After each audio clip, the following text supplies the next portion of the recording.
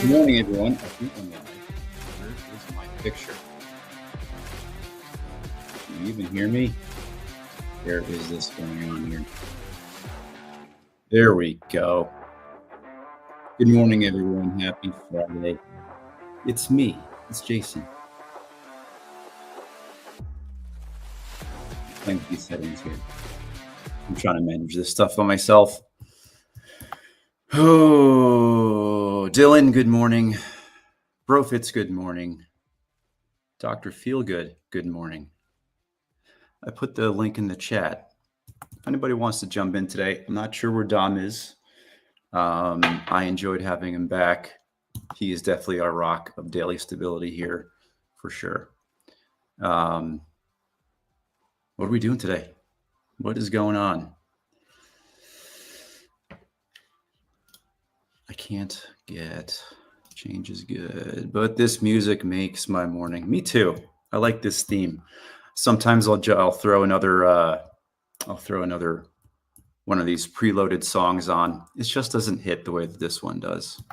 Folks, this week, all 9 of us here, we've been talking about curiosity change, teaching our kids to read, be curious. I love this month, especially as a teacher, trying to get kids just to be curious about the world around them. But I got a question for you guys, and this is a question that I've been thinking for years, and I really just need a vibe check on this. It's popped up at least once a day. Sometimes I've even woken up thinking about this. And I need an answer. I need your guys' help here. And I think I just have to show you. I'm going to share my screen for a second, and I just want you to think hard before you give me an answer. We talk a lot about kids, talk a lot about family stuff, but how can I do this? Just tell me straight up. Where is this? Change. I got to show you guys. All right, here we go. I'm sharing my screen here.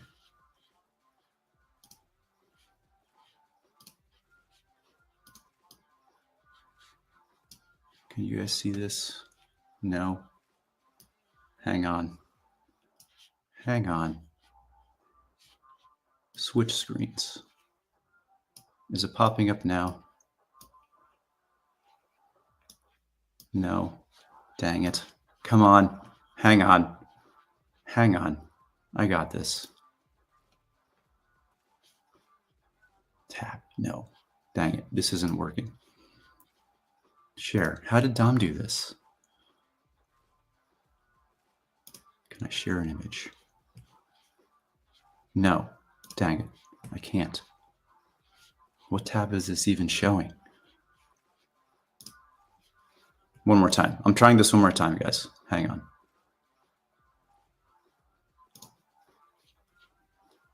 Really does. Jude Law. No. Yes. No. Okay, I'm doing this. Hang on. I'm doing it.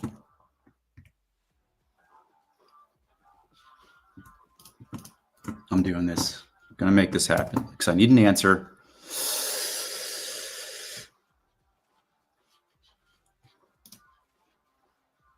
I'm going to put on my Twitter screen because that's the only screen that I can show right now. Hang on. Wait for it, please. Just wait. Making a post. Hang on. Don't leave because I need your answer. Okay, I'm putting it here. All right, now I'm sharing my screen. Please tell me straight up, guys.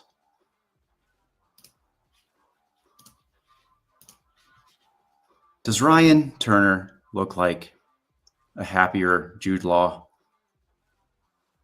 You got to tell me. I can't not see it. Tell me. Leave it in the chat. I often get a reference of Mark Wahlberg sometimes, or at least a Walmart version of Mark Wahlberg, which I appreciate at my age. but I think Ryan is Jude Law's secret brother. Anyway, that's my thought.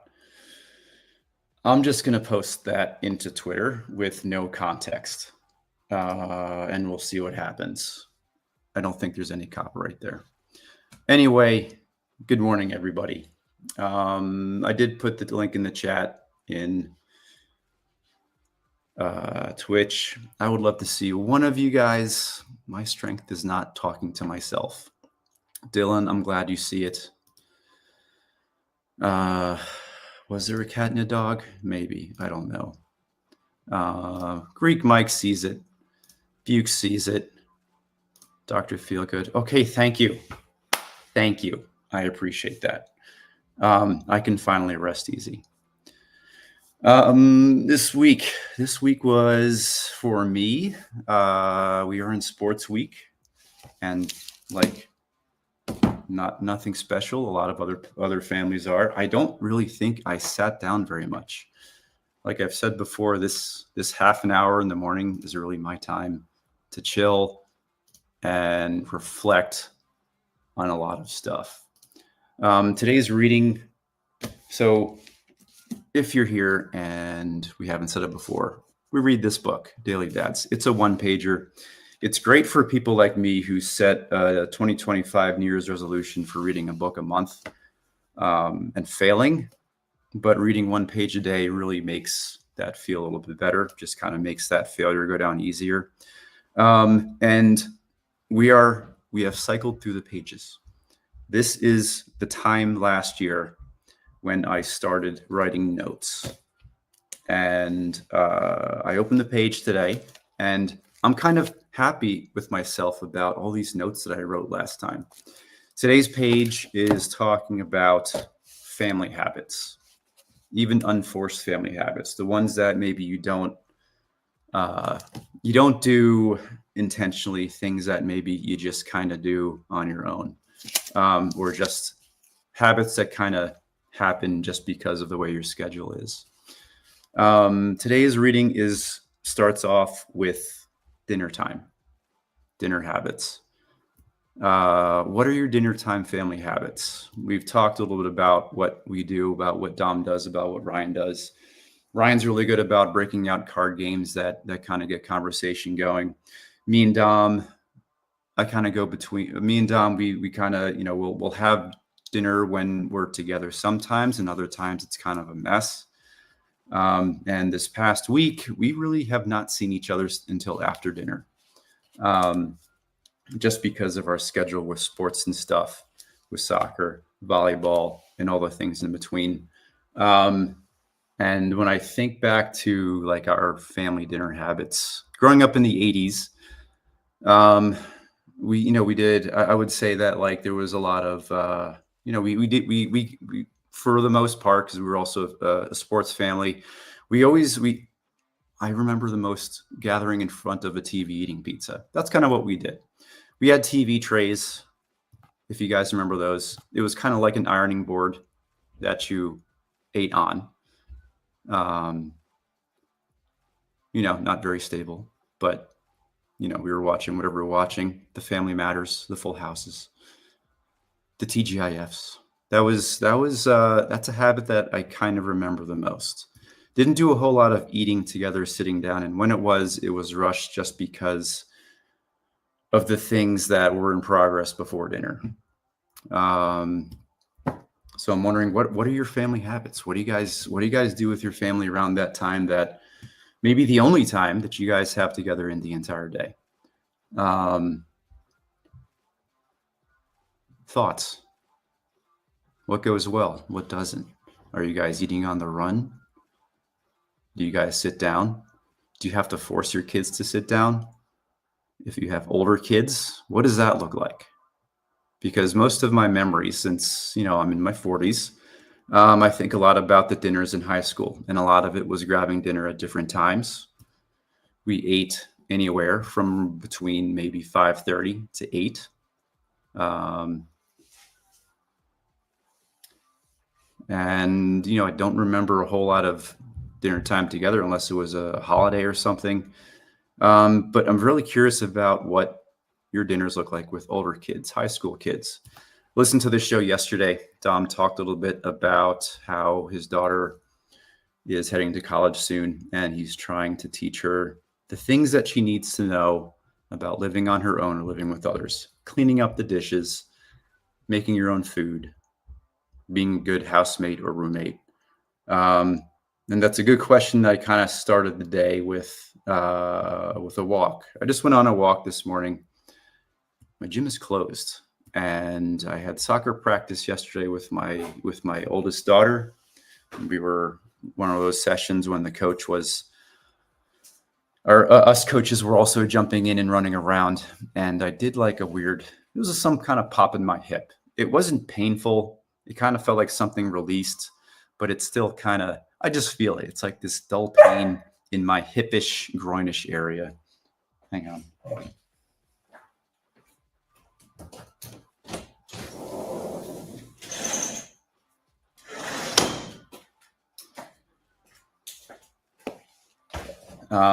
So I am injured and I just walked and it was good. So I listened to Dom's show. So I'm thinking about like, what are the habits or what are the things I have to teach my kids for the next few years coming up? Kira's getting into 8th grade, becoming her own person. We got 2 younger kids that still hang out with us. And I think about what habits do I need to teach a 6-year-old or a 10-year-old in order for them to be a well-rounded future 10-year-old and future 12-year-old, kind of like what we're doing now with Kira, my 12-year-old. So yeah, what are your thoughts on that? Jump in, comment, even come talk. I even sent the link through chat to my friend Zach, to my friend, good brother Kyle. Maybe we can get 3 Turners in here again. I'd love to talk to somebody because I'm not the best at talking by myself.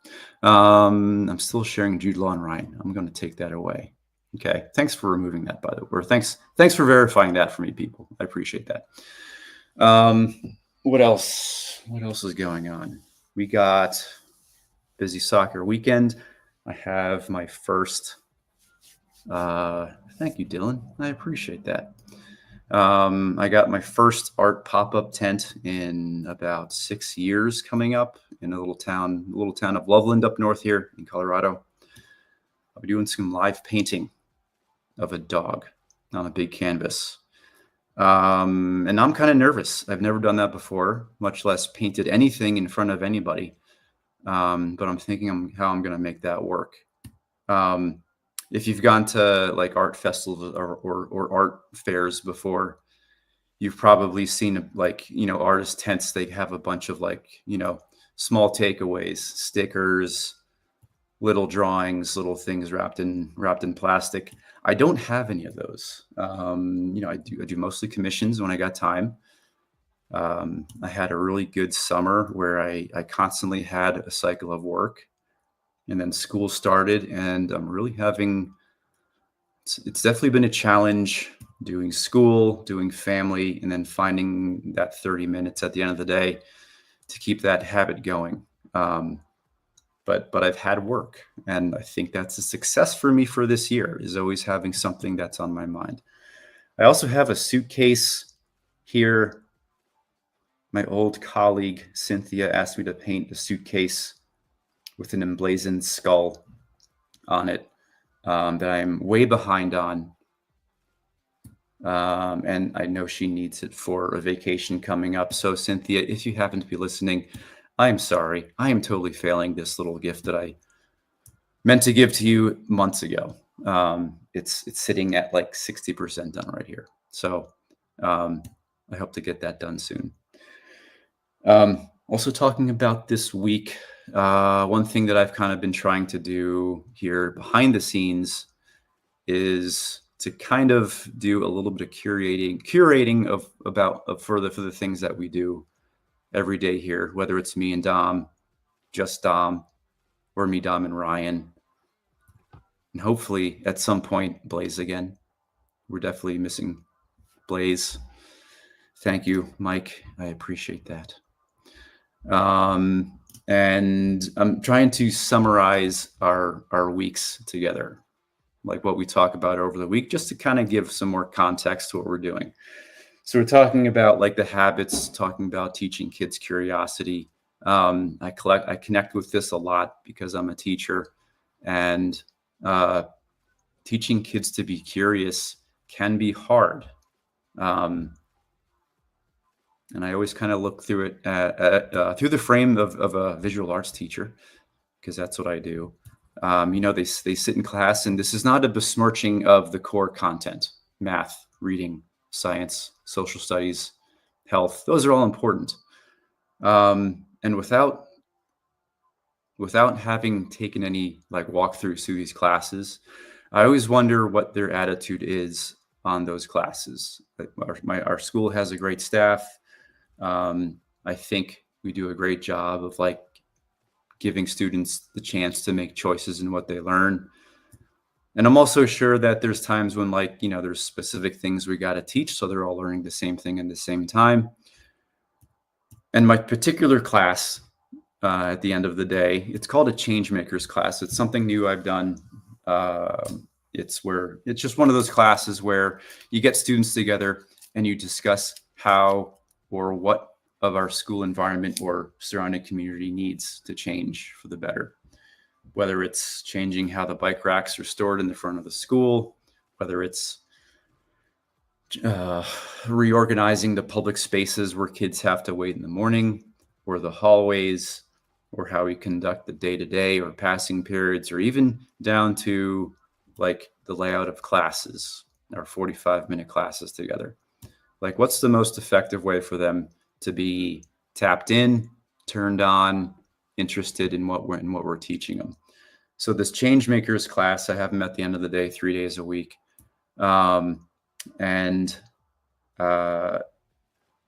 This class in particular really pushes me, because I am also tired at the end of the day as well. Everybody is. The adults are tired. The teachers are tired. The kids are tired. I always imagine that some of these classes, there are things that maybe they're forced to learn or to understand.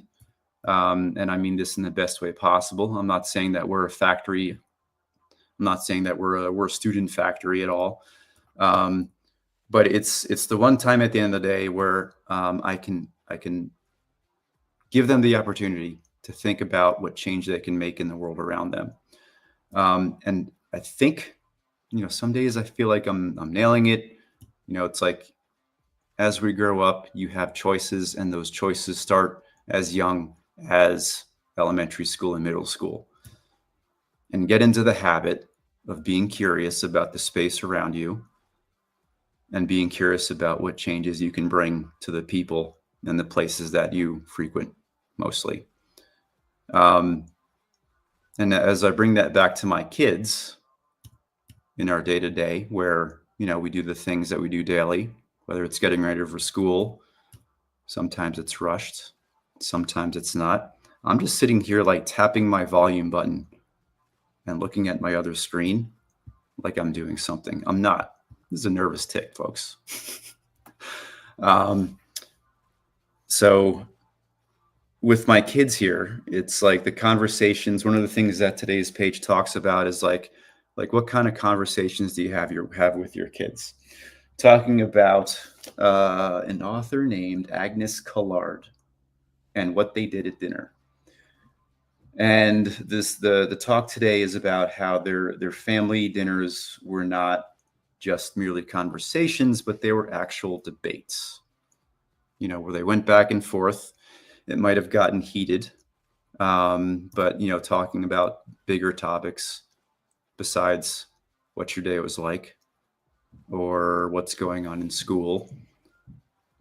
And I feel like I've been doing a great job, specifically because of this time we have in the morning, of coming to these times with my kids with the intention of good conversations, and the ride back from school. And frequently I will, I have the opportunity, and I'm very thankful for it, that I can drive my kids in every day. We get to spend some time together. Not everybody gets to do that. If we lived closer to school, we wouldn't get the time to do that. It's usually like a shared music day. Each kid has their own music day. But sometimes I'll toss up a question of what we talked about this morning. Like, what can we debate about? What are their thoughts on things that we do here? You know, whether it's habits, whether it's reading, whether it's, you know, I remember December for me last year was a heavy month because we were talking about like the death of things and how things change. We had some good conversations. And if I remember correctly, like I might have even been getting a little bit fatalistic with these kids in my car, talking about how things passed, what their feelings were when our first batch of dogs passed in the past 5 years or so. And I was really feeling that month.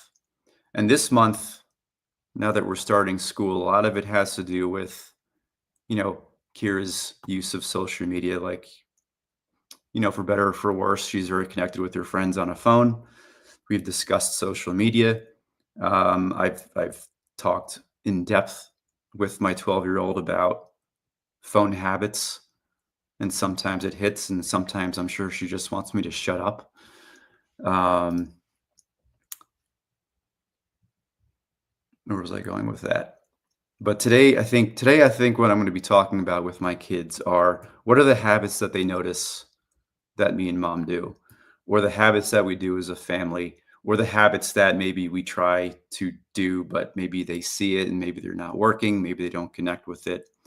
Those are the kind of things that I want to know from my kids, to kind of, you know, push them into maybe some more of that present thinking. And I'm talking about kids, you know, like I'm thinking about myself back at middle school. Like, would I have wanted to talk about these things at that age? No. If I were a student in my class at the end of the day, would I want to do this heavy carrying of thoughts with making changes? I don't know. I probably would have just want to go home. So, so I think about that frequently, about what the kids like. How do kids think about the things that adults think about? I just thought that adults were like these magical unicorns that didn't do the things that kids did. And I always wonder if kids still think that way. But trying to snap those, trying to bring the kids up to our level once in a while. So I don't know. We'll see. We'll see what happens with today's conversation. We're at 28 minutes, folks. I talked for 28 minutes. And I don't think I said the word like very much. Every time I listen back, I think I can count on, I lose count of the amount of times I say like in conversation. If anybody wants to keep a counter of that, I'd really appreciate that. But that's it. I got to get ready. There's tapping upstairs. Feet are moving. Nobody's crying yet, because that's kind of what our mornings have been here. One kid has been crying at least once every morning. But that ride in usually kind of puts that to rest. That's it. Those are all my conversation notes, folks. Thanks for staying with me. Hope to see you guys on Monday. I don't think we'll be on. Would love to get a daily Dads After Dark at night, maybe on Monday. If I don't see you, good morning, good afternoon, and good night. Have a great weekend, everybody. See you, Mike. Brofits. Thank you, as always. Dylan. Turners are the best. And go look at pictures of Jude Law and see how close he looks to Ryan. Have a great day, everybody. See you when I see you.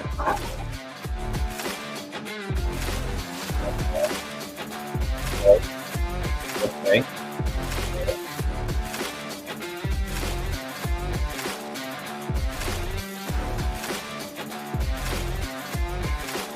What's up, Mom? Good to see you.